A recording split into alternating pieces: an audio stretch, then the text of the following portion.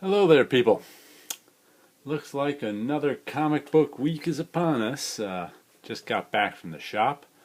Picked up 8 comics this week. I think this was the only number one, though it's barely, not really a number one. It's Exo Man of War 25th Anniversary Special number 1. What is this? Your guess is as good as mine. I buy Exo Man of War every month, so figured I may as well get the 25th Anniversary Special. Looks kind of like an origin recap as I flip through it.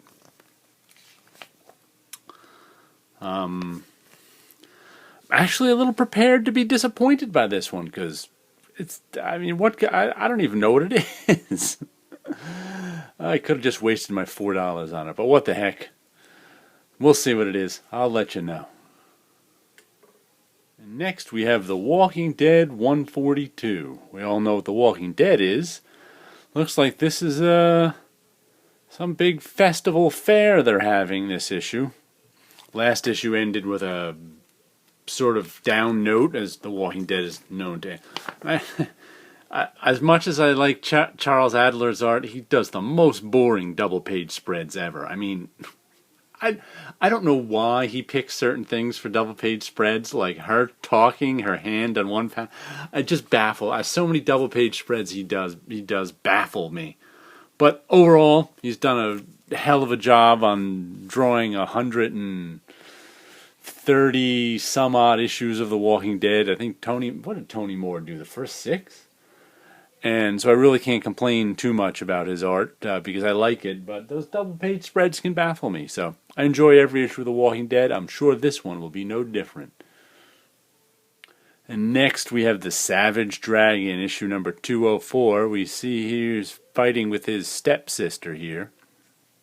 And that's his girlfriend in the background there, who we found out at the end of last issue was pregnant, which probably had something to do with the Savage Dragon getting married cover that's been making the rounds this week. But Savage Dragon is always a good superhero comics, got a large cast of characters, all sorts of imaginative heroes and villains, and lots of fight scenes. So give the Savage Dragon a try sometime if you haven't before. And here we go with Saga number 29. Looks like my issue is rippled on that too. More oversaturated comics. I bet it's that orange that's doing it. Comics are never flat these days. I don't know how well you can see the rippling on the video, but that really annoys me. You see it better on the back there. Look at that rippling. That's from too much ink on the too cheap a paper. Really annoys me that they don't know how to make comics anymore. They keep making the same mistake over and over and don't care. Oh well. I like Saga. Good comic. This looks like all the sort of rebels against the big war that's been going on this as a backdrop for this whole series. Like I said, this is the Saga. The name says it all. Huge, sprawling series.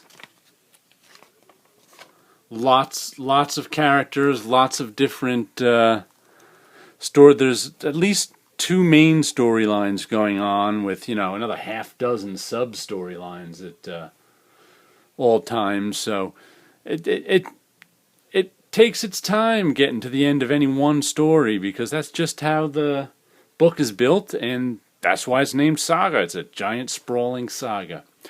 Good book. Give it a try if you never have. I can't believe you never have. And if you never have, you probably never will. But anyway, Saga's a good comic. And next we have Rachel Rising number 34. I'm actually looking forward to this because Rachel Rising 33, I have to say, was one of the most masterfully done comics I've ever seen. It was just so brilliant. Except I think there was some snafu where they duplicated a page at the beginning.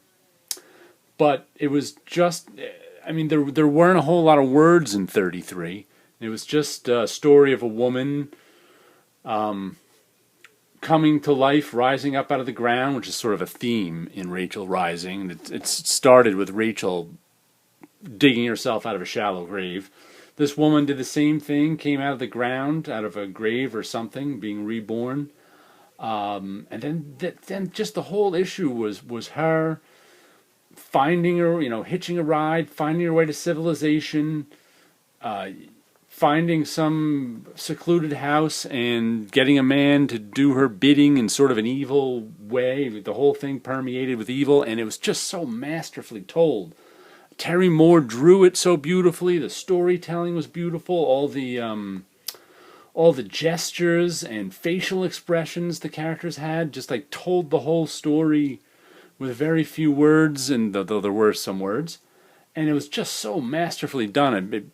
After reading issue 33, I was just like, "Wow, that was an amazing comic," and I was just in awe of it. So I'm looking forward to issue 34. If you want to try an issue of Rachel Rising, you won't quite know what's going on in issue. Everything is completely straightforward and clear, but there's no story other than the woman rising up from the ground and getting her footing, basically. But check out issue 33 of Rachel Rising. It was just a masterwork. And next we have Injection number 2. You're Not Seeing Things. The guy is upside down on the cover. I guess he's hanging from that must be a chandelier with all those little decorative pieces there that he's hanging from and shooting.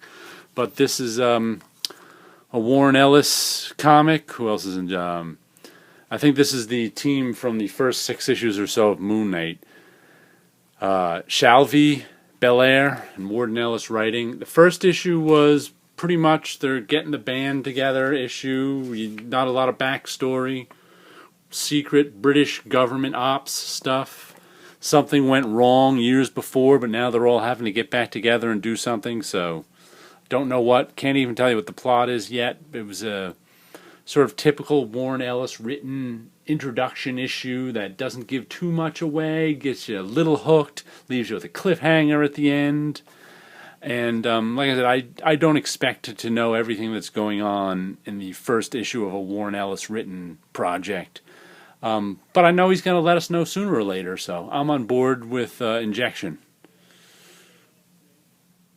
And next we have Copperhead number 8. I think number 7 was my favorite issue of the series. A lot happened in it. Our main character, the sheriff, went on a date and got into a lot of trouble afterwards as, bad guys tried to kill her in the middle of her date. And this on the cover is her deputy who got shanghaied, kidnapped at the end of the issue. As there's plot of, it's a western in space, so they had somebody in their jail whose brother came to break him out. That sort of, western motif thing going on. And so this issue, I would imagine more stuff like that happens. As she has to track down her deputy. It looks like her deputy's gonna try and get himself out too, and see if she can put the pieces together. There's I'm not a big fan of putting next month's cover on the back of the cover, just because then I've seen it already. But that's no big deal, really. But anyhow, like I said, Copperhead number 7 was my favorite issue of the series. Hopefully 8 continues with that fun. And finally, we have Birthright number 5. Let's see here. I popped on this one with Birthright number 8, pardon me. I popped on this one with number 5 and then bought the trade after that because I liked it. Sort of sword and sorcery tale. Nice lush artwork. Monsters from another dimension. A family that's trying to find itself after their son's been kidnapped and showed up as a 30-year-old barbarian guy, well, maybe 22-year-old barbarian guy. So the rest of the family had only a year's passed, but for the kid who went to another dimension, 20 or 15 years have passed, or 10 years have passed, however many years, and he's all grown up and looks like he's playing the hero, but he might not be quite so heroic. I've been enjoying Birthright since I jumped on it, so give it a try. The first trade is out for $10 or something like that, so it's a good series. Here's a quick look at another freebie I got for no particular reason. This is the bunny bat armor that they're giving you blueprints for. Just a promotional piece that I sometimes pick up these promotional pieces and posters and just stick them in a pile because they're kind of cool, but I really have no purpose for them other than, oh wow, that's a cool little piece. Someday I'll look through them again, but it's neat. And next, we'll give you a look at my background art. Both of these are from August '03, it says on them. These were part of I was doing a series of prints based on old-time goddesses. I remember coloring them, but I don't know if I ever finished. I'll have to go back and see. This is Athena. As you can see, I've got a sort of stained glass motif going on there. I scanned these in a long while ago and started to color them, but I don't know if I ever finished these as prints. And that would be Venus. I think I finished. Geez, I can't. If I can't remember if I finished them, I didn't finish them. There's the rising planet star Venus. As you can see, I was doing a lot of thick and thin lines, flat stained glass work on it. I'll have to work these through again and get some color. I'll see where I left off and get some color on them. But anyway, there's a couple of old pieces of mine from what is that, 12 years ago now? Wow, time flies. Okay, you guys have a good week then.